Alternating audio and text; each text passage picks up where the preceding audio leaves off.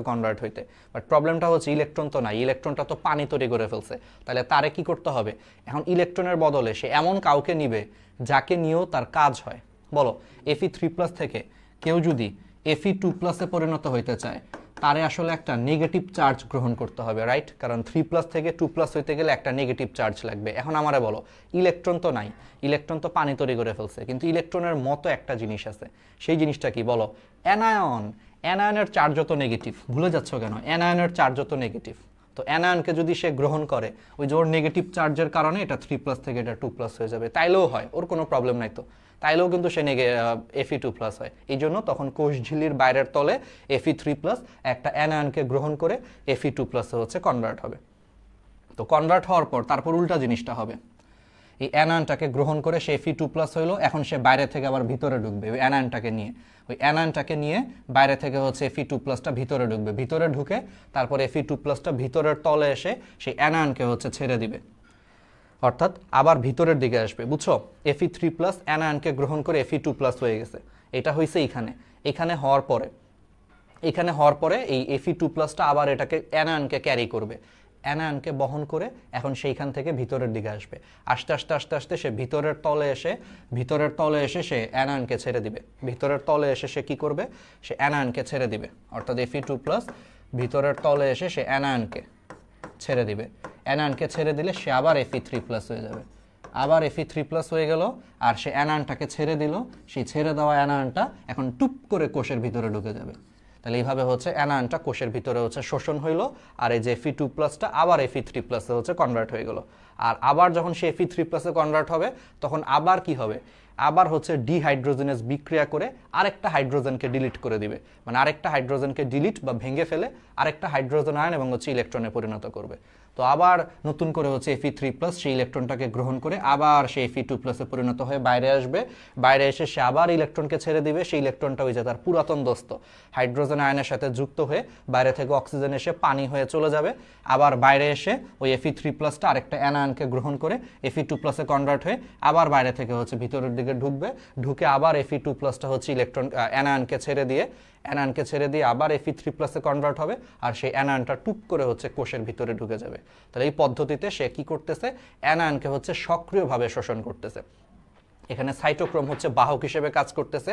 Cytochrome ইলেকট্রনকে ভিতর থেকে বাইরের দিকে নিয়ে আসতেছে, আর অ্যানায়নকে হচ্ছে বাইরে থেকে ভিতরের দিকে নিয়ে যাচ্ছে। তাহলে ইলেকট্রনকে সাইটোক্রোম বাহকটা ভিতর থেকে বাইরে নিয়ে আসতেছে, আর অ্যানায়নকে হচ্ছে বাইরে থেকে ভিতরের দিকে নিয়ে যাচ্ছে। এখানে সাইটোক্রোম বাহক হিসেবে কাজ করে এবং এই পদ্ধতিতে অ্যানায়ন হচ্ছে শোষণ হয়। এখন প্রবলেমটা হচ্ছে এই যে এই পদ্ধতিতে অ্যানায়ন যে শোষণ হইলো, অ্যানায়ন তো শোষণ হয়ে গেল, বাট সমস্যাটা হচ্ছে এরকম যদি কোষের ভিতরে তুমি যদি খালি অ্যানায়ন শোষণ করো, প্রবলেমটা হচ্ছে অ্যানায়নের চার্জ হচ্ছে নেগেটিভ। তাহলে কোষের ভিতরে যদি খালি নেগেটিভ অ্যানায়নকে শোষণ করো, নেগেটিভ চার্জ বেড়ে যাবে।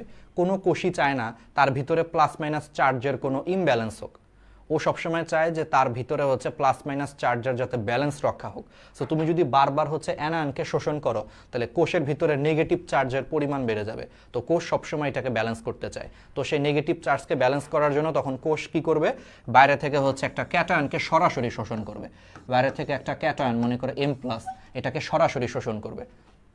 অর্থাৎ প্রত্যেকটা অ্যানায়নের জন্য সে বাইরে থেকে হচ্ছে একটা ক্যাটায়নকে শোষণ করবে, যাতে প্লাস এবং মাইনাস পরস্পর ব্যালেন্স হয়ে যায়। তার মানে এই পদ্ধতিতে লুন্ডেগারের মতবাদ বা সাইটোক্রোম পাম্প মতবাদে তার মানে যে ক্যাটায়নটা শোষণ হচ্ছে, এই ক্যাটায়নটা শুধুমাত্র হচ্ছে অ্যানায়নের নেগেটিভ চার্জকে ব্যালেন্স করার জন্য শোষণ হচ্ছে। তার মানে এখানে ক্যাটায়নের শোষণটা নিষ্ক্রিয়ভাবে হয়। কারণ দেখো, এখানে ক্যাটায়ন কিন্তু কোনো কাহিনী করে ঢুকে নাই, ও ঢুকছে জাস্ট অ্যানায়নের নেগেটিভ চার্জকে ব্যালেন্স করার জন্য। তাহলে ক্যাটায়ন কিন্তু এখানে কোনো শক্তি খরচ করে ক্যাটায়নকে ঢুকানো লাগে নাই, এই জন্য ক্যাটায়নের শোষণটা নিষ্ক্রিয়ভাবে হয়েছে। কিন্তু অ্যানায়নটাকে কিন্তু এই যে দেখো বাহকের মাধ্যমে ভিতরে ঢুকানো লাগছে, এই জন্য এখানে অ্যানায়ন শোষণটা সক্রিয়ভাবে হয়, মানে অনেক কাহিনী করে হয়েছে, এই জন্য অ্যানায়ন শোষণটা সক্রিয়ভাবে হয়, কিন্তু ক্যাটায়নের শোষণটা নিষ্ক্রিয়ভাবে হয়। শেষ। এটা হচ্ছে লুন্ডেগারের মতবাদ। এখন কঠিন, এখন এই জিনিসগুলাই বলছে যে কোষঝিল্লির বাইরের তলে, এখন দেখো তোমরা নিজেরাই বুঝবা, কোষঝিল্লির বাইরের তলে সাইটোক্রোমের বিজারিত লৌহ ইলেকট্রন হারিয়ে জারিত লৌহে পরিণত হয় এবং একটা অ্যানায়ন গ্রহণ করে। এই জিনিসটাই তো আমি এখানে পড়াইলাম। কোষঝিল্লির বাইরের তলে দেখো বিজারিত লৌহ ইলেকট্রন হারিয়ে জারিত লৌহে পরিণত হয়, পরে সেই জারিত লৌহ দেখো একটা অ্যানায়নকে গ্রহণ করে আবার বিজারিত লৌহে পরিণত হয়।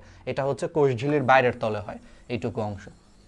আর ভিতরের অংশে কি হয়, ভিতরের অংশে দেখো জারিত লৌহ ইলেকট্রন গ্রহণ করে ফার্স্টে বিজারিত লৌহে পরিণত হয়, আবার যখন সে বিজারিত লৌহ ভিতরের তলে এসে ওই যে অ্যানায়নকে ছেড়ে দিয়ে আবার সে জারিত লৌহে পরিণত হয়। দেখছো এই জিনিসগুলো এখানে লিখছে, বুঝায় বুঝায় দিছি, একবারে জিনিসটা ক্লিয়ার। ঠিক আছে,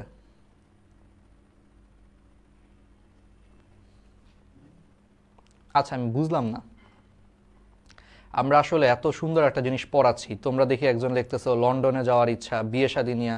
আসলে এই জিনিসটা দেখো যে তোমাদের মধ্যে আসলে তাহলে সিরিয়াসনেসটা কোথায়। এটা একটা ইম্পর্টেন্ট টপিক, তো সাইটোক্রোম পাম মতবাদ বা লুন্ডেগারের মতবাদ এটা তো অনেক ইম্পর্টেন্ট, এবং আমি শিওর বাংলাদেশের 99% স্টুডেন্ট এই মতবাদটা বুঝেই না, জারিত লৌহ বিজারিত লৌহ গুলায় ফেলে। এত সুন্দর করে তোমাদেরকে বুঝায় দিলাম, তোমরা দেখি কমেন্টে লিখতেছো বিয়ে শাদীর কথা। এটা আসলে নিজেরাই চিন্তা করো যে সিরিয়াসনেসটা কোথায়। মজা করার সময় একটা জিনিস, কিন্তু একটা ইম্পর্টেন্ট টপিক পড়ানোর সময় হচ্ছে মজা করাটা কিন্তু অন্য জিনিস।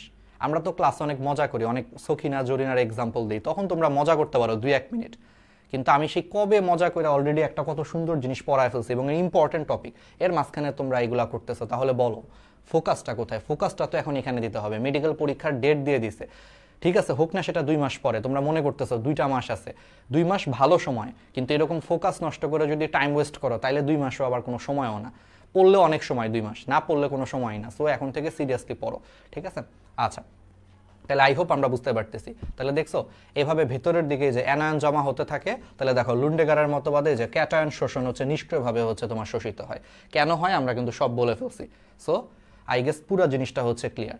আচ্ছা, এবার আসো প্রোটন অ্যানায়ন কো ট্রান্সপোর্ট মতবাদ। তাহলে এখন আমাদেরকে যে জিনিসটা পড়ানো লাগবে সেটা হলো প্রোটন অ্যানায়ন কো ট্রান্সপোর্ট মতবাদ। আচ্ছা, প্রোটন অ্যানায়ন কো ট্রান্সপোর্ট মতবাদটা হচ্ছে আমরা একটু দেখি। ওকে, তাহলে এই মতবাদে হচ্ছে আমরা একটু দেখি। তাহলে আধুনিক ধারণায় কোষ ঝিল্লির উভয় দিকে একটা তড়িৎ রাসায়নিক নতিমাত্রা বা ইলেকট্রোকেমিক্যাল গ্রেডিয়েন্ট সৃষ্টির মাধ্যমে আয়নগুলো হচ্ছে তোমার কোষের ভিতরে স্থানান্তরিত হয়। এই আধুনিক মতবাদ অনুসারে আয়ন হচ্ছে নির্দিষ্ট কিছু সংখ্যক প্রোটিন বাহক দ্বারা বাহিত হয়ে বাইরের দ্রবণ থেকে কোষের ভিতরের দ্রবণে হচ্ছে প্রবেশ করে। এক্ষেত্রে নির্দিষ্ট প্রোটিন নির্দিষ্ট আয়নের বাহক হিসেবে কাজ করে। আমরা পড়াচ্ছি দেখো। তাহলে আধুনিক ধারণায় কোষ ঝিল্লির উভয় দিকে একটা তড়িৎ রাসায়নিক নতিমাত্রা, নতিমাত্রা মানে কি, গ্রেডিয়েন্ট মানে কি, পার্থক্য, মানে একটা চার্জের পার্থক্য তৈরি হয়। তড়িৎ রাসায়নিক নতিমাত্রা বা ইলেকট্রোকেমিক্যাল গ্রেডিয়েন্ট সৃষ্টির মাধ্যমে আয়নগুলো কোষের ভিতর থেকে বাইরে স্থানান্তরিত হয়। আচ্ছা, এখন আসো ধারণা করা হয়, চলো এই মতবাদটায় আসলে কি হয় চলো আমরা একটু দেখাই। এই মতবাদে ফার্স্টে যেটা হয় আমি একটু সরাসরি এখান থেকেই বুঝাই। এটা হচ্ছে কোষ ঝিল্লি, এটা হচ্ছে কোষ ঝিল্লি। তাহলে এটা হচ্ছে কোষের ভিতরের দিক, এটা হচ্ছে কোষের বাইরের দিক, আর এটা হচ্ছে তোমার মনে করো কোষ ঝিল্লি। তাহলে এটা কি, কোষ ঝিল্লি। তাহলে এটা যদি কোষ ঝিল্লি হয়, এটা হচ্ছে কোষের ভিতরের দিক, এটা হচ্ছে তোমার কোষের বাইরের দিক।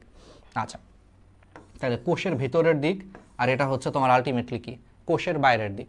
আচ্ছা, এখন আসো, তাহলে ফার্স্টে যেটা হয় কোষের ভিতরের দিকে এটিপিএস নামক একটা এনজাইম আছে, ঠিক আছে? কোষের ভিতরের দিকে একটা এনজাইম আছে, সেই এনজাইমটাকে বলা হয় ATPase enzyme. ATPase ATPase S enzyme. সেই এটিপিএস এনজাইম একটা এটিপিকে হচ্ছে ভেঙে ফেলে। এটিপিকে ভেঙে ফেললে আমরা সবাই জানি যে এটা এডিপি এবং অজৈব ফসফেটে পরিণত হয়। আর যখনই তুমি একটা এটিপিকে ভাঙবা সেখান থেকে শক্তি উৎপন্ন হয়, সেই শক্তিকে কাজে লাগিয়ে লাথি মেরে হচ্ছে একটা হাইড্রোজেন আয়ন বা প্রোটনকে কোষের ভিতর থেকে বাইরে বের করে দেওয়া হয়। বুঝছো? তাহলে এটিপিএস এনজাইম অ্যাক্টিভেট হয়ে প্রথমে এটিপিকে ভেঙে এডিপি এবং অজৈব ফসফেটে পরিণত করে। এটিপিকে ভাঙার কারণে প্রচুর পরিমাণে শক্তি উৎপন্ন হয়, সেই শক্তিকে কাজে লাগিয়ে একটা হাইড্রোজেন আয়নরে কোষের ভিতর থেকে হচ্ছে বাইরে বের করে দেওয়া হয়। হাইড্রোজেন আয়ন মানে হচ্ছে প্রোটন, প্রোটনকে কোষের ভিতর থেকে বাইরে বের করে দেওয়া হয়। আচ্ছা, এরকম করে হাইড্রোজেন আয়নকে যখন কোষের ভিতর থেকে হচ্ছে বাইরে বের করে দেওয়া হয় তখন একটা প্রবলেম হয়। প্রবলেমটা হচ্ছে হাইড্রোজেন আয়নের চার্জ কি, পজিটিভ। তার মানে আমরা কি করতেছি এখানে, পজিটিভ চার্জকে ভিতর থেকে বাইরে বের করে দেওয়ার কারণে ভিতরে তোমার পজিটিভ চার্জের কমে যাচ্ছে, কারণ পজিটিভ চার্জকে ভিতর থেকে বাইরে বের করে দিচ্ছি। তাহলে ভিতরের পজিটিভ চার্জ কমে যাচ্ছে আর বাইরের পজিটিভ চার্জ হচ্ছে বেড়ে যাচ্ছে। তাহলে ভিতরের পজিটিভ চার্জ কম, বাইরের পজিটিভ চার্জ বেশি, তাহলে এখানে চার্জের হচ্ছে একটা পার্থক্য তৈরি হয়। চার্জের একটা পার্থক্য তৈরি হয় যাকে বলা হয় ইলেকট্রিক্যাল গ্রেডিয়েন্ট। ইলেকট্রিক্যাল গ্রেডিয়েন্ট মানে চার্জের একটা পার্থক্য তৈরি হচ্ছে, ইলেকট্রিক্যাল গ্রেডিয়েন্ট। আবার খেয়াল করো, হাইড্রোজেন আয়ন যখন বাইরে বের হয়ে যাচ্ছে তার মানে বাইরে হচ্ছে হাইড্রোজেন আয়নের পরিমাণ বেশি। তাহলে হাইড্রোজেন আয়নের পরিমাণ যেখানে বেশি হয় সেখানে পিএইচ কমে যায়, তার মানে তখন বাইরের দ্রবণে পিএইচ কমে যায়। আর ভিতরের কোষের ভিতরের দ্রবণটায় দেখো হাইড্রোজেন আয়ন কমে যাচ্ছে, তাহলে কোষের ভিতরে যদি হাইড্রোজেন আয়ন কমে যায় তাহলে কোষের ভিতরে হচ্ছে পিএইচ বেড়ে যায়। তার মানে এখানে পিএইচ এরও কিন্তু একটা ঘাটতি হয়, যে কোষের ভিতরে হাইড্রোজেন কমে যাচ্ছে তার মানে পিএইচ বেড়ে যাচ্ছে, আর কোষের বাইরে হচ্ছে হাইড্রোজেন বেড়ে যাচ্ছে তার মানে পিএইচ কমে যাচ্ছে। তাহলে এখানে পিএইচ এরও কিন্তু একটা ঘাটতি হয়, এটাকে তোমার বলা হয় কেমিক্যাল গ্রেডিয়েন্ট। তাহলে একটা ইলেকট্রিক্যাল গ্রেডিয়েন্ট তৈরি হয় আর একটা কেমিক্যাল গ্রেডিয়েন্ট তৈরি হয়, এই দুইটাকে একত্রে তোমার বলা হয় হচ্ছে প্রোটন মোটিভ ফোর্স বা ইলেকট্রোকেমিক্যাল গ্রেডিয়েন্ট। তাহলে একটা ইলেকট্রিক গ্রেডিয়েন্ট বা চার্জের একটা পার্থক্য তৈরি হয়, আবার কেমিক্যাল গ্রেডিয়েন্ট বা পিএইচ এর একটা পার্থক্য তৈরি হয়, এই দুইটাকে তখন একত্রে বলা হয় ইলেকট্রোকেমিক্যাল পটেনশিয়াল গ্রেডিয়েন্ট বা প্রোটন মোটিভ ফোর্স। আর যখন এই প্রোটন মোটিভ ফোর্সটা যখন তৈরি হয়, অর্থাৎ ইলেকট্রোকেমিক্যাল গ্রেডিয়েন্ট যখন সৃষ্টি হয়, মানে প্রোটন মোটিভ ফোর্স যখন তৈরি হয়, তখন ওই কোষ ঝিল্লির মধ্যে যে প্রোটিনগুলো থাকে বাহক হিসেবে কাজ করে, যারা আয়নকে বহন করে, সেই বাহক প্রোটিনগুলো হচ্ছে সক্রিয় হয়। এই বাহক প্রোটিনগুলো ইলেকট্রোমোটিভ ফোর্স বা প্রোটন মোটিভ ফোর্স বা ইলেকট্রোকেমিক্যাল গ্রেডিয়েন্ট তৈরি হওয়ার পরে এই বাহক প্রোটিনগুলো সক্রিয় হয়ে তারা ক্যাটায়নকে হচ্ছে বহন করে বাইরের দ্রবণ থেকে হচ্ছে ভিতরে নিয়ে আসে। অর্থাৎ এই ইলেকট্রোকেমিক্যাল গ্রেডিয়েন্ট বা প্রোটন মোটিভ ফোর্স যখন তৈরি হয় তখন কোষ ঝিল্লির মনে করো যে কোষ ঝিল্লির মনে করো যে ক্যাটায়নগুলো আছে, ঠিক আছে, মানে কোষ ঝিল্লির যে বাহক প্রোটিনগুলো আছে সেই প্রোটিনগুলো হচ্ছে অ্যাক্টিভেট হয়। প্রোটিনগুলো অ্যাক্টিভেট হয়ে তারা একটা ক্যাটায়নকে হচ্ছে বাইরে থেকে হচ্ছে ভিতরের দিকে হচ্ছে নিয়ে আসে।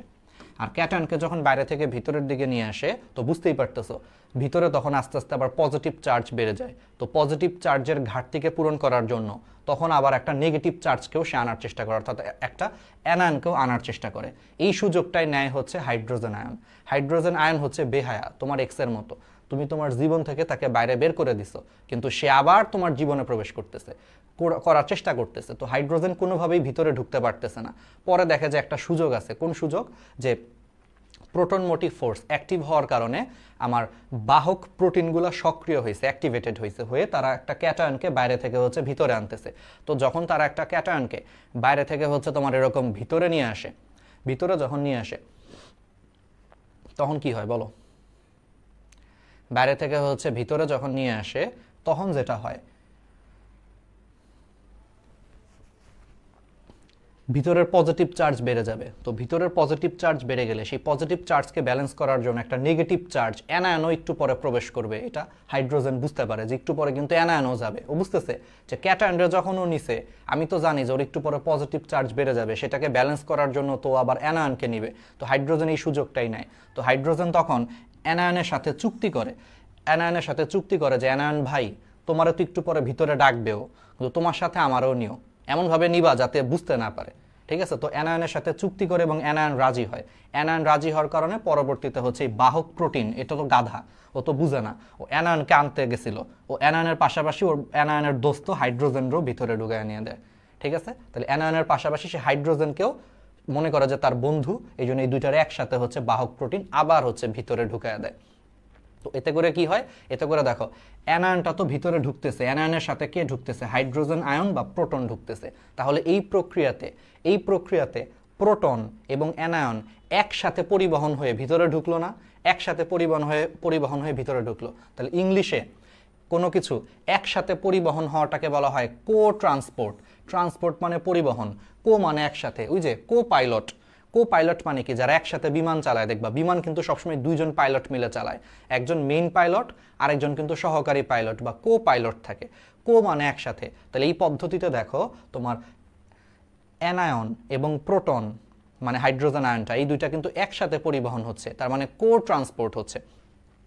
এই জন্য এই মতবাদটাকে বলা হয় প্রোটন অ্যানায়ন কো ট্রান্সপোর্ট মতবাদ। অর্থাৎ এই মতবাদে প্রোটন এবং অ্যানায়নটা একসাথে পরিবহন হচ্ছে বা কো ট্রান্সপোর্ট হচ্ছে, এই জন্য এই মতবাদটা তোমার বলা হয় প্রোটন অ্যানায়ন কো ট্রান্সপোর্ট মতবাদ।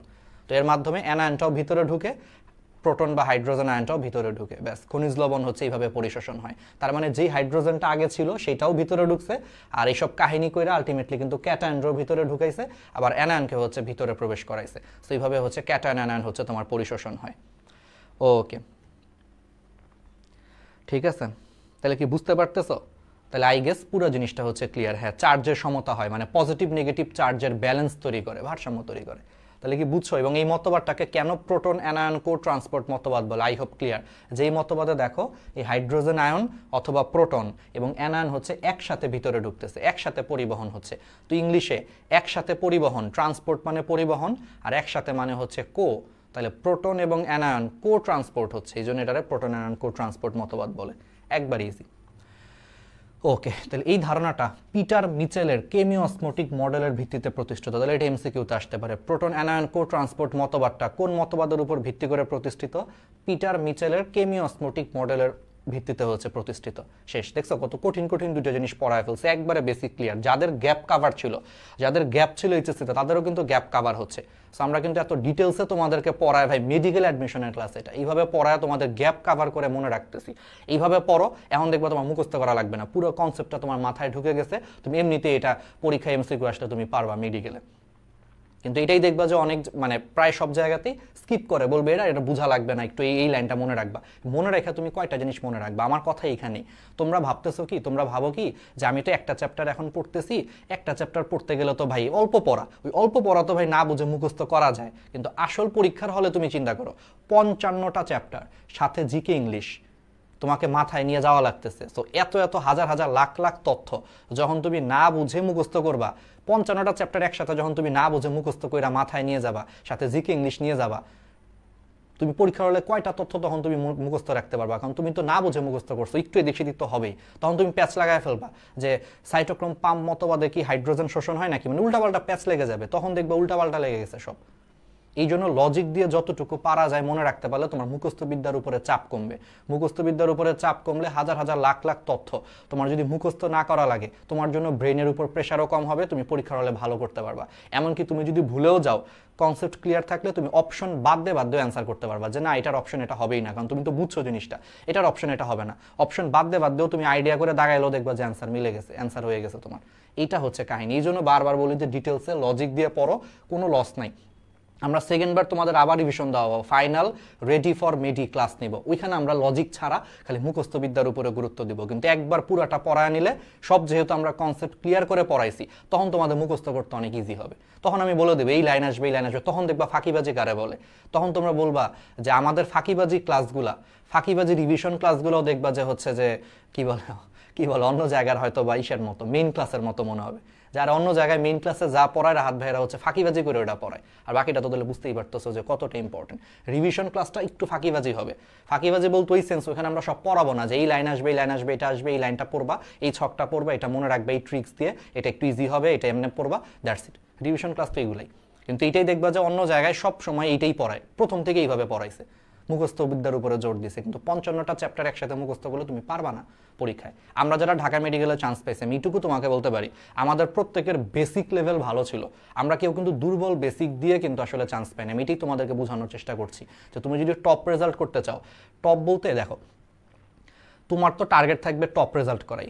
তুমি কি শুরু থেকে টার্গেট নিবা যে কোনো মতে একটা সরকারি মেডিকেলে সিট পাইলেই হবে, এরকম টার্গেট নিয়ে যারা আগাও তাদের দেখবা যে কোনো মতে সিটও পাবা না। যাদের টার্গেট থাকবে একবারে টপ লেভেলের কিছু করা, তারা যদি টপ লেভেলটা মিসও হয়, তাও একটা না একটা সরকারি মেডিকেলে ইনশাল্লাহ চান্স পাবা। এইভাবেই তো তুমি পড়বা। সো যারা চান্স পায় ওদের বেসিক লেভেল কিন্তু নর্মাল স্টুডেন্টদের থেকে অনেক ভালো থাকে। এটা কিন্তু সব ছাত্রছাত্রীরাই স্বীকার করে। যারা এই যে দেখো 22 ব্যাচে যারা চান্স পাইছে, আমার কথা বিশ্বাস না হলেও তোমরা তুরাবের কথা শুনতে পারো। তুরাব হচ্ছে 22 ব্যাচে চান্স পাইছে এই যে এই বছর। তোর কথাই শুনো, ও তো সারা বাংলাদেশে 30তম হয়েছে। তোর কাছে শুনো যে ও কীভাবে এগুলো পড়ছিল লজিক দিয়ে। যারা একবারে টপ লেভেলের স্টুডেন্ট, তারা কখনো হচ্ছে তোমার বেসিক ছাড়াই মুখস্থবিদ্যা দিয়ে কিন্তু অত টপ হইতে পারে না। আমি সেইভাবেই পড়াচ্ছি যে যতটুকু পারো এইভাবে পড়তে হবে। ওকে, তো এই জন্য ডিটেলস পড়তে বলি। তোমরা ভাবো যে বাদ দিয়ে পড়বে, এটা আসবে না, এটা তুমি মনে রাখতে পারবে না। আমিও জানি এই লাইন থেকে আসবে না। দেখবা যে দিন শেষে এখানে আসবে পিটার মিচেলের কেমিওসমোটিক মডেলের ভিত্তিতে প্রতিষ্ঠিত। এগুলো আমরা রিভিশন ক্লাসে এইটাই পড়াবো। কিন্তু কেন সব ডিটেলসে পড়তে বলি? কারণ ডিটেলসে না পড়লে তুমি মুখস্থ রাখতে পারবে না, তোমার কঠিন হবে। এবং প্রশ্ন, এটা অ্যাডমিশন পরীক্ষা, তো অ্যাডমিশনে একবারে প্রেডিক্টেবল কিন্তু প্রশ্ন হয় না। এই বছর দেখো এইচএসসি পরীক্ষা উল্টাপাল্টা প্রশ্ন করছে। তুমি সেই জায়গায় মেডিকেল অ্যাডমিশন রে এত শিওর তুমি কিভাবে যে তুমি একটা লাইন পড়বা, ওই লাইন থেকেই প্রশ্ন আসবে? এত শিওরটা আমিই না। আমি 7 বছর ধরে পড়াচ্ছি, আমি এখন তোমাদেরকে গ্যারান্টি দিতে পারতেছি না যে কোন লাইন থেকে প্রশ্ন আসবে। আমরাও এখন বলে দিই যে ভাই সবই পড়ো, সবচেয়ে সেফ। কারণ উল্টাপাল্টা প্রশ্ন হয়। সো আমরা যেখানে দেখতেছি এত এক্সপিরিয়েন্স টিচাররা গ্যারান্টি দিতেছি না, দেখি যে পরীক্ষায় দেন স্টুডেন্টরা, তারাই আমার উল্টা শিখাইতেছে ভাই এত ডিটেলস লাগবে না, এডি মনে রাখলে হয়, হুদাই এত কিছু পড়াচ্ছেন। আমি ভাবি যে ভাই এত পরীক্ষা না দিয়ে এসে আমার থেকে বেশি বুঝে ফেলতেছে। অ্যাডমিশন এরকম না, অ্যাডমিশনের সিটের একটা ব্যাপার আছে ভাই।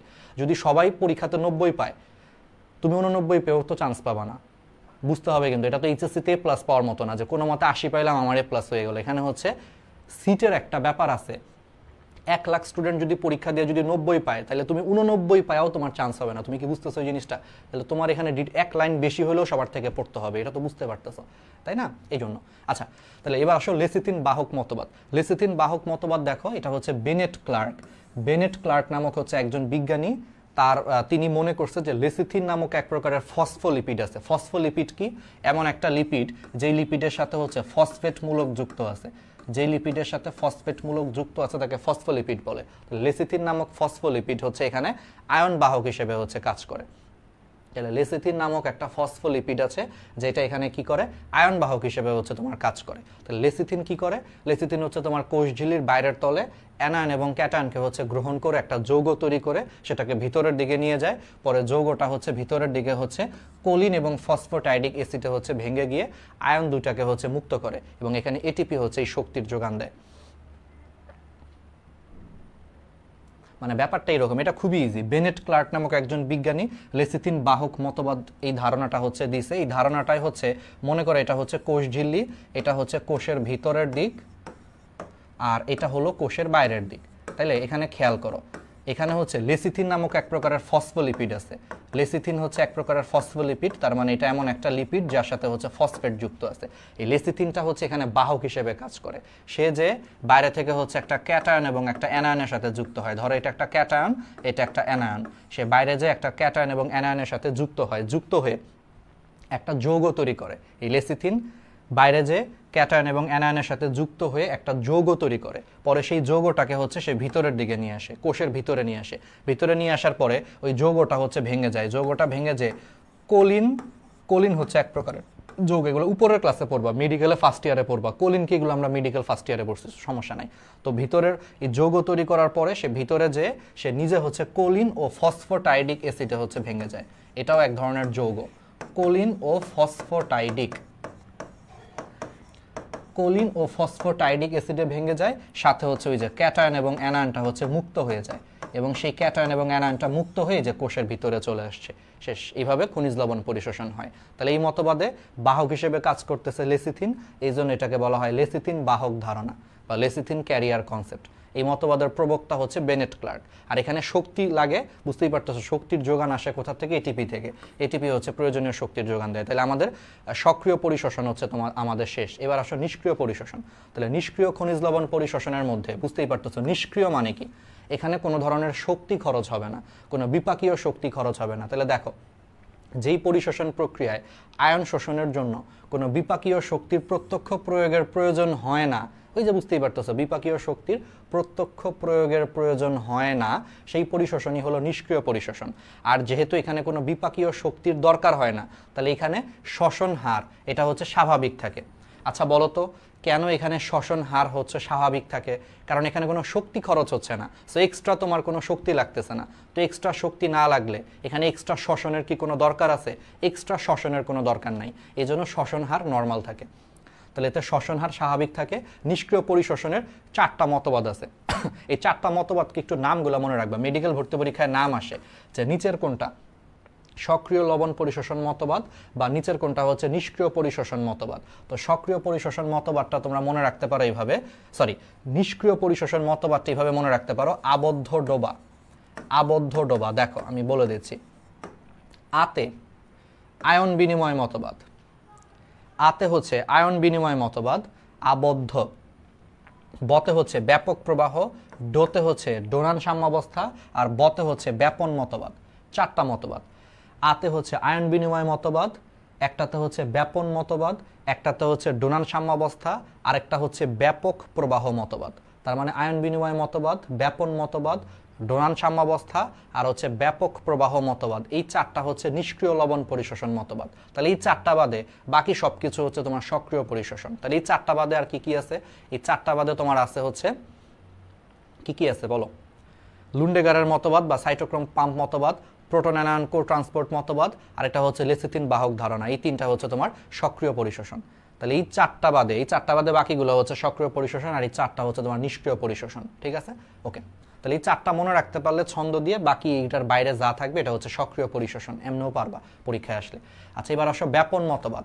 ব্যাপন মতবাদ তো তুমি বুঝতেই পারতেছো, যদি এরকম হয় যে উদ্ভিদের মূলের ভিতরে যে কোষরস আছে সেই কোষরসের যে আয়নের ঘনত্ব যদি মাটির দ্রবণে অবস্থিত আয়নের ঘনত্ব হতে কম হয়, তাহলে আয়নটা অটোমেটিক কিন্তু মাটির দ্রবণ হতে ব্যাপন প্রক্রিয়ায় হচ্ছে কোষরসে প্রবেশ করে। এটাই হচ্ছে ব্যাপন মতবাদ, একবার ইজি। মানে ব্যাপারটা এরকম, আগেরবার দেখো, এবার যদি কোনো কারণে এরকম হয় যেটা হচ্ছে উদ্ভিদের মূল, এটা একবার ইজি, তুমি বুঝতেই পারতেছো। ধরো এটা হচ্ছে উদ্ভিদের মূল, তাহলে মূলের ভিতরে যে কোষরস আছে, ধরো এবার সেই কোষরসের ভিতরে লবণের পরিমাণ হচ্ছে অনেক কম, আর বাইরে মনে করো লবণের পরিমাণ হচ্ছে অনেক বেশি।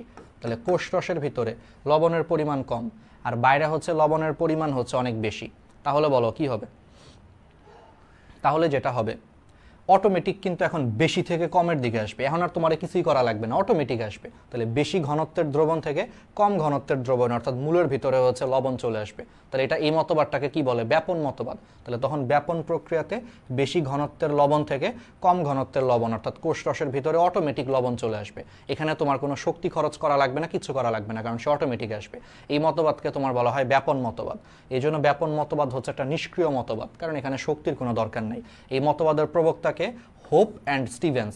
তাহলে ব্যাপন মতবাদ কোন দুজন বিজ্ঞানীর দেওয়া? নামগুলো একটু মুখস্থ রাখতে হবে, হোপ এবং স্টিভেন্স। আচ্ছা, এবার আসো হচ্ছে আয়ন বিনিময় মতবাদ। তাহলে যে আবদ্ধ ডোবা, আতে আয়ন বিনিময় মতবাদ।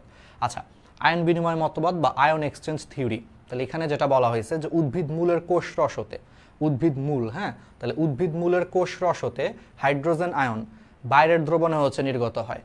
তখন কোষের বৈদ্যুতিক নিরপেক্ষতা বজায় রাখার জন্য বাইরের দ্রবণ হতে হচ্ছে তোমার ক্যাটায়ন হচ্ছে কোষের অভ্যন্তরে প্রবেশ করে। একইভাবে হচ্ছে হাইড্রক্সিল আয়নের বিনিময়ে অ্যানায়ন যেমন Cl- হচ্ছে কোষরসে প্রবেশ করে। এই আয়ন এক্সচেঞ্জ বলতে যে ক্যাটায়ন এবং অ্যানায়নের বদলে মানে পরিবহন হয়। মানে ব্যাপারটা খুব সিম্পল। ধরো ব্যাপারটা এরকম হয়েছে যে উদ্ভিদের যে মূল, সেই মূলের কোষের যে কোষ ঝিল্লি, হ্যাঁ, তাহলে এখানে অনেক কোষ রস আছে। সেই কোষ রসের মধ্যে অনেক বেশি পরিমাণে কি আছে? পানি আছে। তো কোষ রসের ভিতরে যে পানি আছে অনেক সময় সেই পানি ভেঙে যায়, পানি ভেঙে যে হাইড্রোজেন আয়ন এবং হচ্ছে হাইড্রক্সিল আয়নে পরিণত হয়। সো তখন যেটা হয়, এই হাইড্রোজেন আয়নটা কোষ রস থেকে বাইরে চলে যায়। তাহলে ভিতর থেকে যখন এরকম পজিটিভ চার্জ বাইরে চলে যায়, ভিতরে হচ্ছে পজিটিভ চার্জের ঘাটতি হয়। তো সেই পজিটিভ চার্জের ঘাটতি পূরণ করার জন্য তখন বাইরে থেকে আরেকটা পজিটিভ চার্জ, যেমন ধরো পটাশিয়াম আয়ন হচ্ছে ভিতরে প্রবেশ করে, মানে চার্জের সমতা রক্ষা করার জন্য। যে ভিতর থেকে পজিটিভ চার্জ হিসেবে হাইড্রোজেন বাইরে বের হয়ে গেল, তাহলে ভিতরে একটা পজিটিভ চার্জের ঘাটতি হইলো, সেই চার্জের সমতা বা চার্জের ব্যালেন্স রক্ষা করার জন্য তখন আরেকটা পজিটিভ চার্জ মানে পটাশিয়াম হচ্ছে ভিতরে প্রবেশ করে, তাহলে আয়ন বিনিময় হয়।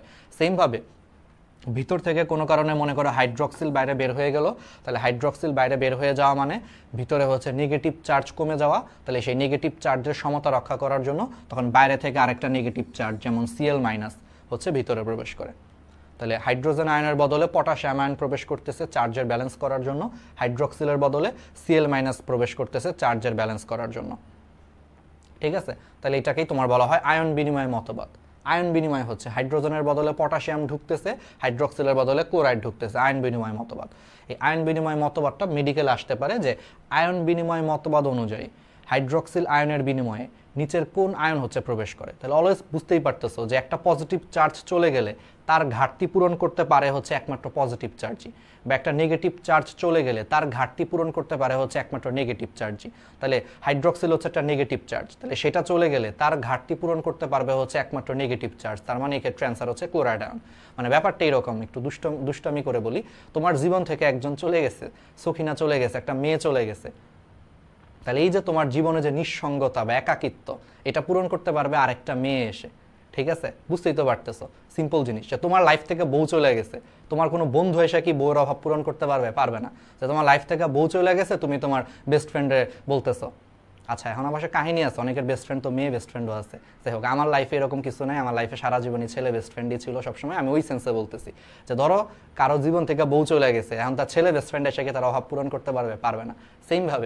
সিম্পল সিম্পল কমন সেন্স, যে পজিটিভ আয়ন চলে গেছে তাহলে তার বদলে আরেকটা পজিটিভ আয়ন নিয়ে আসবে। তো পরীক্ষা যখন দাগাবা এটা একটু মাথায় রাখো যে হাইড্রক্সিলের বদলে কোন আয়ন বিনিময় হয়, হাইড্রক্সিল নেগেটিভ চার্জ, তাহলে তার বদলে একটা নেগেটিভ চার্জই ঢুকবে, তাহলে সেটা হচ্ছে ক্লোরাইড আয়ন। যাতে কেউ পজিটিভ না দাগা, আমি এরকম পাইছি, কেন বলতেছি এরকম পাইছি, যে হাইড্রক্সিলের বিনিময়ে কোন চার্জ প্রবেশ করে, স্টুডেন্টরা দেখে হাইড্রোজেন আয়ন দাগা দিয়ে আসে, আমি বুঝি না hydroxyl negative charge, negative charge চলে গেলে ওটার ব্যালেন্স করার জন্য অবশ্যই আরেকটা নেগেটিভ ঢুকতে হবে, সে দাগায় আসছে হাইড্রোজেন আয়ন দাগায় আসছে, মানে না বুঝে মুখস্থ করার যে অবস্থা আর কি। যাই হোক, তাহলে তোমরা এটা পারবা। তাহলে ডেভলিন, পান্ডে এবং সিনহা এই তিনজন বিজ্ঞানী হচ্ছে আইন বিনিময় মতবাদের হচ্ছে প্রবক্তা। ঠিক আছে না, তোমরা অনেকে সরি বলতেছো, দেখো সরি বলার কিছু নাই, আমি তোমাদেরকে এই জিনিসটা বোঝানোর ট্রাই করতেছি। তোমরা স্টুডেন্ট, তোমরা ভুল করবাই, কিন্তু আমার টার্গেট হচ্ছে তোমাদেরকে এটা বোঝানো যে আসলে সব পড়ো, এখনো সময় আছে, পড়ো, পড়ে আমরা আবার রিভিশন দেওয়াবো, র্যাপিড ফায়ার নিব, তখনও আরও অনেকবার পড়ার সুযোগ পাবা, পড়ো। সরি বলার কিছু নাই, এটা তোমরা স্টুডেন্ট, তোমরা তোর বুঝবা না, স্বাভাবিক। তোমাদের জায়গায় আমি থাকলেও হয়তো আমি ওইটা চিন্তা করতাম, দূর মেডিকেলে সব আসে না, এত পড়া লাভ কি, কিন্তু আমরা তো পরীক্ষা দিয়ে আসছি, একবার পরীক্ষা দিয়ে আসছি, আমরা জানি যে বেসিক না থাকলে বিশ্বাস করো অপশনগুলো অনেক কনফিউজিং দেয়, তুমি পরীক্ষা হলে মুখস্থ করে পারবা না। প্লাস আমরা গত 7 বছর ধরে পড়াচ্ছি, অনেক তো পড়াইলাম, আমরা এখন জানি। তোমরা যখন আমাদের এই বয়সে আসবা তখন তুমি নিজেও দেখবে যে জুনিয়রদের সাজেশন দিতে গেলে এটাই বলবা যে যতই সহজ প্রশ্ন আসুক মেডিকেলে ভাই সব লাইন পড়ে যাও, কারণ সব লাইন না পড়লে তুমি পারবা না, তুমি নিজে এটা 2-4-5 বছর পরে বলবা, কিন্তু এখন এগুলা বলবা না। ঠিক আছে, কারণ এখন তুমিও ভাবতেছো যে আরে প্রশ্ন তো সহজ আসে, এত পড়ে লাভটা কি, কিন্তু বাস্তবতা অন্যরকম। মানে ব্যাপারটা অনেকটা এরকম কি যে ভাইয়া এই যে মিচেল স্টার্ক হচ্ছে ইয়র্কার করতেছে, ইয়র্কার করলে কি করতে হবে, ব্যাটটার একটু নিচের দিকে নামাইতে হবে, ব্যাটটাকে একটু নিচের দিকে নামাইলে তো ইয়র্কার বল হচ্ছে আটকানো যায়। কথা তোমারও ঠিক আছে, কিন্তু তুমি কেমনি ইয়র্কারটারে আটকাবা, এটা তো একটা প্র্যাকটিসের ব্যাপার আছে, চর্চার ব্যাপার আছে। আসল মাঠে যখন নামবা তুমিও জানো যে ব্যাটটারে নিচের দিকে নামাইলে তুমি ইয়র্কার আটকাইতে পারবা, কিন্তু দেখা যাবে যে ব্যাট নিচের দিকে নামানোর আগেই বল ঢুকা তোমার স্ট্যাম্প নাই। এইটাই হচ্ছে বাস্তবতা আর কি, আমরা এই বাস্তবতাটা ফেস করছি, তোমরা এটা করো না, এই জন্য তোমাদের কাছে মনে হচ্ছে একটু এরকম। ঠিক আছে, সমস্যা না। তাহলে ডোনান সাম্যাবস্থা, বা ডোনান ইকুইলিব্রিয়াম হচ্ছে কোষঝিল্লির অভ্যন্তরে অব্যাপনযোগ্য কিছু স্থির ঋণাত্মক চার্জ থাকে, এগুলো মেইনলি হচ্ছে প্রোটিন, মানে কোষঝিল্লির ভিতরে হচ্ছে কিছু অব্যাপনযোগ্য ঋণাত্মক চার্জ বা কিছু প্রোটিন থাকে, অব্যাপনযোগ্য তোমার ঋণাত্মক চার্জ বা কিছু প্রোটিন থাকে, এটাকে নিরপেক্ষ করার জন্য বাইরে থেকে হচ্ছে কিছু ধনাত্মক চার্জ বিশিষ্ট ক্যাটায়ন হচ্ছে তোমার ঝিল্লির অভ্যন্তরে প্রবেশ করে। মানে একবার ইজি যে কোষ ঝিল্লির ভিতরে, বুঝো কোষ ঝিল্লির ভিতরে হচ্ছে তোমার কিছু নেগেটিভ চার্জ থাকে, ধরো এটা হচ্ছে কোষ ঝিল্লি, তাহলে এটা হচ্ছে কোষের ভিতর, এটা হচ্ছে ভিতর, এটা হচ্ছে বাইরে, তাহলে কোষঝিল্লির ভিতরে হচ্ছে তোমার কিছু নেগেটিভ চার্জ থাকে, সেই নেগেটিভ চার্জটাকে হচ্ছে ব্যালেন্স করার জন্য মানে বাইরে থেকে হচ্ছে তোমার অটোমেটিক হচ্ছে তোমার কিছু পজিটিভ চার্জ প্রবেশ করে, কারণ বুঝতেই পারতেছো, কারণ এখন নেগেটিভ চার্জকে তুমি বাইরে বের করতে পারতেছো না। ব্যাপারটা তুমি চিন্তা করো, কোষঝিল্লির অভ্যন্তরে কিছু অব্যাপনযোগ্য ঋণাত্মক চার্জ থাকে, মানে এই চার্জগুলা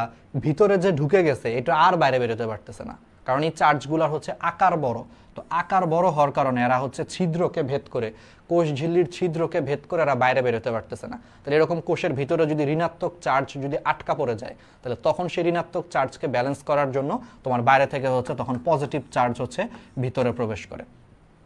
এটাই হচ্ছে ডোনান সাম্যাবস্থা। এবং এটা কতক্ষণ প্রবেশ করে, যতক্ষণ পর্যন্ত না নেগেটিভ চার্জকে ঠিকমতো ব্যালেন্স না করতেছে, বা যতক্ষণ পর্যন্ত এটা সাম্যাবস্থায় না আসতেছে, এই জন্য এটাকে বলা হয় ডোনান সাম্যাবস্থা।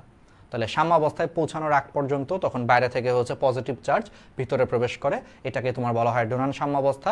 বিজ্ঞানী ডোনান এই মতবাদের হচ্ছে প্রবক্তা, বুঝতেই পারতেছো। এবার আসো ব্যাপক প্রবাহ মতবাদ। ব্যাপক প্রবাহ মতবাদ হচ্ছে হাইলমো এবং ক্রামের নামক দুইজন বিজ্ঞানী আছে, তারা মনে করছে যে প্রচ্ছেদনের সময় গাছ কিন্তু অনেক বেশি পরিমাণে হচ্ছে একটা টান দেয়, যাকে বলা হয় প্রচ্ছেদন টান। তো প্রচ্ছেদন টানের কারণে ব্যাপক হারে যখন পানি পরিশোষিত হয় তখন পানির মধ্যে খনিজ লবণও দ্রবীভূত হয়ে খনিজ লবণও পরিশোষিত হয়, এটাকে তোমার বলা হয় ব্যাপক প্রবাহ মতবাদ। মানে ব্যাপারটা এরকম, তুমি মনে করো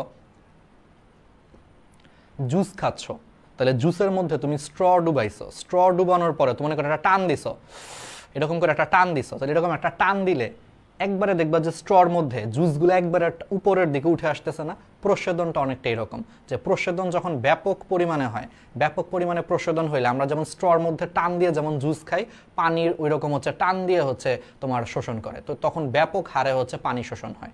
তো ব্যাপক হারে যখন পানি শোষণ হয় তখন সেই পানির মধ্যে অনেক বেশি পরিমাণে খনিজ লবণ দ্রবীভূত থাকে, সেই খনিজ লবণটাও শোষণ হয়ে যায়, এটাকে বলা হয় ব্যাপক প্রবাহ মতবাদ। তো যাই হোক, এই 4টা মতবাদের কোনোটাতেই কিন্তু খেয়াল করে দেখো যে কোনোটাতেই কিন্তু কোনো শক্তি খরচ করা লাগে নাই, অটোমেটিক হয়েছে, এই জন্য এটারে বলা হয় নিষ্ক্রিয় পরিশোষণ।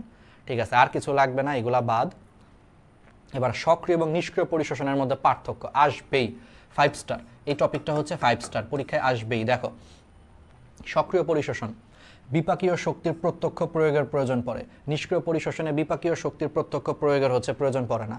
সক্রিয় পরিশোষণে শ্বসন হার হচ্ছে বৃদ্ধি পায়, কারণ এই যে শক্তি খরচ হচ্ছে, এটিপি খরচ হচ্ছে, এই জন্য এখানে বেশি বেশি এটিপি উৎপন্ন হওয়ার দরকার আছে, এই জন্য বেশি বেশি এটিপি উৎপন্ন হওয়ার দরকার আছে, তার মানে এখানে শ্বসন হার বৃদ্ধি পায়। কিন্তু নিষ্ক্রিয় পরিশোষণে শ্বসন হার হচ্ছে তোমার স্বাভাবিক থাকে।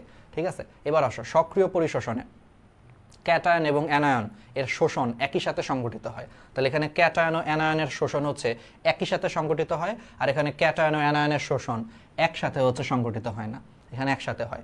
তারপরে সক্রিয় পরিশোষণ বাহক আয়ন বা অণু দ্বারা সম্পন্ন হয়, কারণ তুমি এখানে ঘনত্ব আনতি বা কনসেন্ট্রেশন গ্রেডিয়েন্টের বিপরীতে কাজ করতেছো।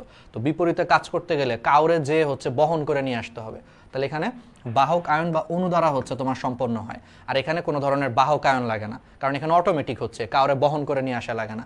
মানে এখানে ব্যাপারটা হচ্ছে বউ হচ্ছে এমনিতেই গেছে, এমনিতেই বাপের বাড়ি ঘুরতে গেছি, কিছুদিন পরে এমনিতেই চলে আসবে, তোমারে ওরে যে আনা লাগবে না। ঠিক আছে, আচ্ছা এবার আসো সক্রিয় শোষণ। তাহলে এখানে শক্তি উৎপন্ন হয়, শ্বসন হার বৃদ্ধি পায়, তার মানে এখানে এনজাইমের গুরুত্বপূর্ণ ভূমিকা আছে সক্রিয় শোষণে। নিষ্ক্রিয় পরিশোষণে এনজাইমের কোনো ভূমিকা নাই, এখানে কিছুই লাগে না। ঠিক আছে, বুঝতেই পারতেছো। এবার আসো খনিজ লবণ পরিশোষণের হচ্ছে তোমার প্রভাবক সমূহ। তাহলে খনিজ লবণ পরিশোষণের বেশ কিছু প্রভাবক আছে। একটা হচ্ছে আয়নের ঘনত্ব, এটা একটু রিডিং দিবে, এইগুলা বুঝতেই পারতেছো।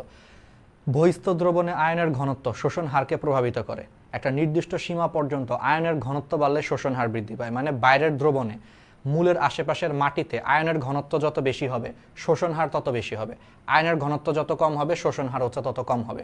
তারপরে হচ্ছে তাপমাত্রা, আমরা জানি একটা নির্দিষ্ট সীমার মধ্যে তাপমাত্রা বৃদ্ধি পাইলে খনিজ লবণ হচ্ছে শোষণ হার বৃদ্ধি পায়। একটু রিডিং দিবা।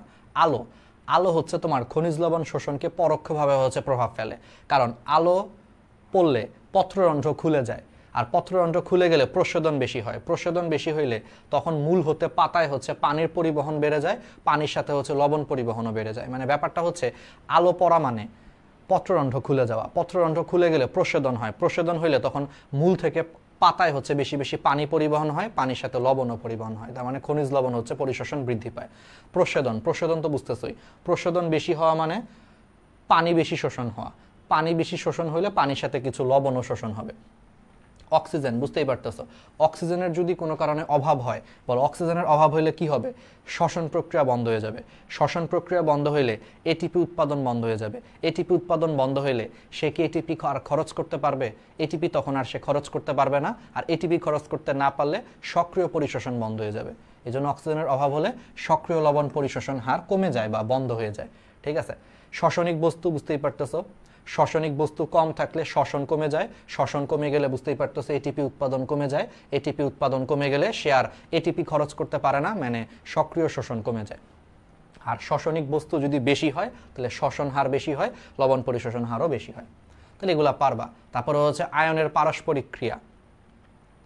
আয়নের পারস্পরিক ক্রিয়া তো বুঝতেই পারতেছো যে অনেক সময় দেখা যায় ক্যালসিয়াম এবং ম্যাগনেসিয়াম আয়নের উপস্থিতি পটাশিয়াম আয়নের শোষণকে হচ্ছে বাধাগ্রস্ত করতে পারে। মানে ক্যালসিয়াম ম্যাগনেসিয়াম যদি বেশি বেশি শোষণ হয় দেখা যায় যে সেটা পটাশিয়াম আয়নের শোষণকে কি করতে পারে? বাধাগ্রস্ত করতে পারে। আর বৃদ্ধি অঞ্চল, তাহলে সক্রিয় কোষ বিভাজন অঞ্চল ও বৃদ্ধি অঞ্চলে লবণ পরিশোষণ বেশি ঘটে। তাহলে সক্রিয়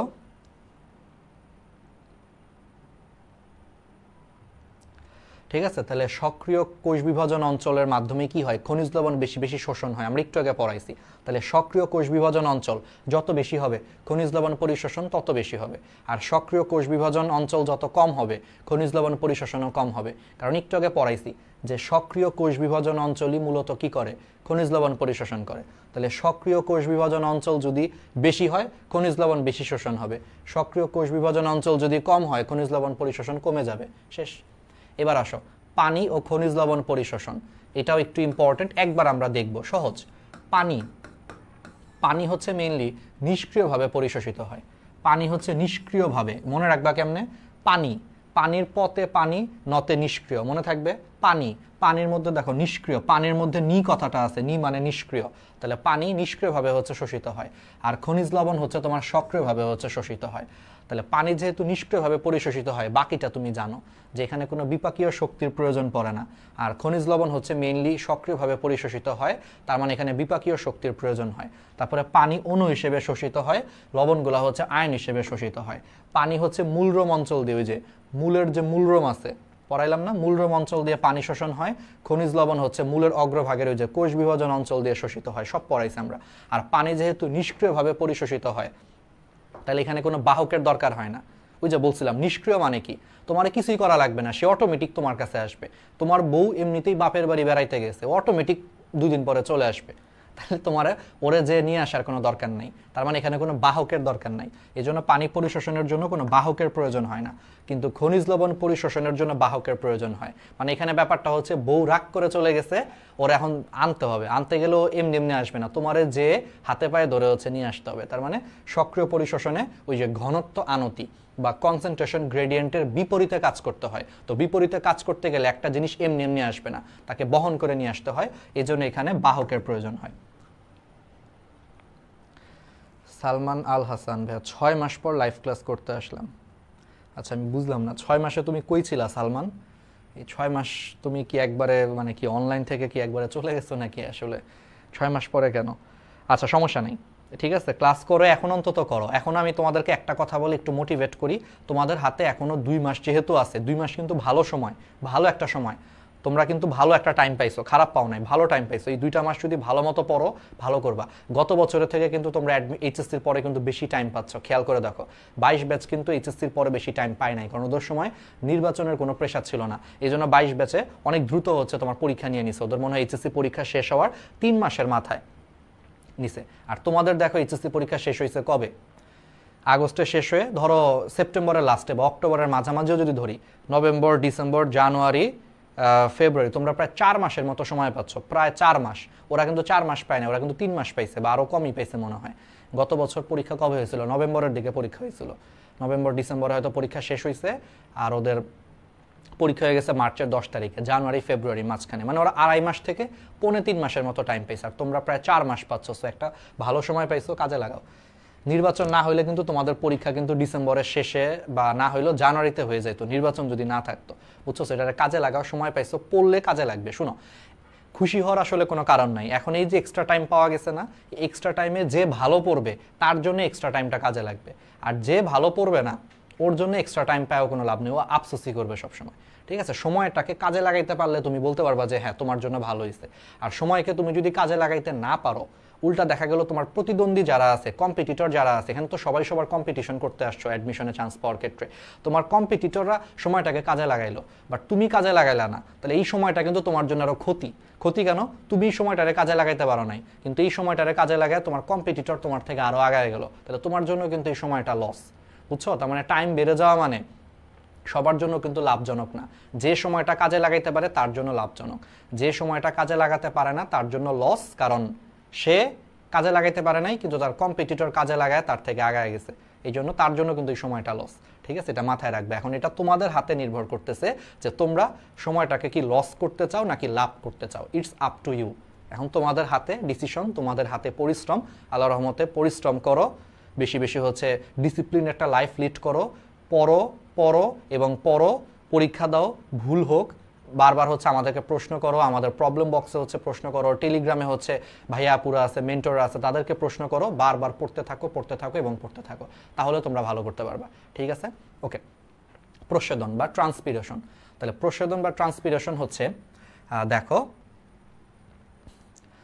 তাহলে এই যে প্রস্বেদন বা ট্রান্সপিরেশন যেটা, তাহলে এটা একটা শারীরতাত্ত্বিক প্রক্রিয়া। ঠিক আছে, তাহলে যেই শারীরতাত্ত্বিক প্রক্রিয়ায় উদ্ভিদের বায়বীয় অঙ্গ, সাধারণত পাতা হতে অতিরিক্ত পানি হচ্ছে বাষ্পাকারে বের হয়ে যায়, তাকে প্রস্বেদন বা বাষ্পমোচন বলে। তাহলে যেই শারীরতাত্ত্বিক প্রক্রিয়ায় উদ্ভিদের বায়বীয় অঙ্গ, বিশেষ করে হচ্ছে পাতা, অতিরিক্ত পানি হচ্ছে বাষ্পাকারে বের হয়ে যায়, তাদেরকে হচ্ছে প্রস্বেদন বা বাষ্পমোচন বলে। তাহলে বায়ুমণ্ডলে উন্মুক্ত উদ্ভিদের যে কোনো অংশে হচ্ছে প্রস্বেদন সংঘটিত হয়, তবে পাতাই হচ্ছে প্রধান প্রস্বেদন অঙ্গ। গড় হিসেবে শোষিত পানির মাত্র 1% দেহে অবস্থান করে ও কাজে লাগে, বাকি 99% পানি দেহ থেকে বাষ্প আকারে বের হয়ে যায়। এটা উদ্ভিদের জন্য অত্যাবশ্যকীয় প্রক্রিয়া, তবে অনেক ক্ষেত্রে ক্ষতিকর হতে পারে। বিজ্ঞানী কার্টিস এই জন্য প্রস্বেদনকে প্রয়োজনীয় অমঙ্গল বলেছেন। এবং গ্যানং পটোমিটারের সাহায্যে প্রস্বেদন হার নির্ণয় করা যায়। ঠিক আছে, তাহলে আই হোপ জিনিসগুলো তোমরা বুঝতে পারতেছো যে তাহলে কি হইলো, এগুলো আমরা জানি। বায়বীয় অঙ্গের মাধ্যমে বাষ্পাকারে পানি বের হয়ে যাওয়াকে প্রস্বেদন বা বাষ্পমোচন বলে।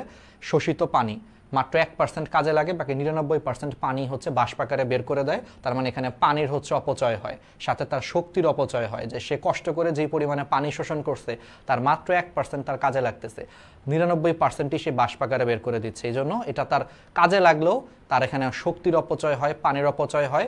এই জন্য এটাকে প্রয়োজনীয় অমঙ্গল বলেছেন বিজ্ঞানী কার্টিস, বা নেসেসারি ইভিল বলেছেন। এটা কিন্তু আসবে যে প্রস্বেদনকে প্রয়োজনীয় অমঙ্গল বা নেসেসারি ইভিল বলেছেন কোন বিজ্ঞানী? বিজ্ঞানী কার্টিস। এভাবেও আসতে পারে যে প্রস্বেদনকে কি বলা হয়? প্রয়োজনীয় অমঙ্গল বা নেসেসারি ইভিল বলা হয়।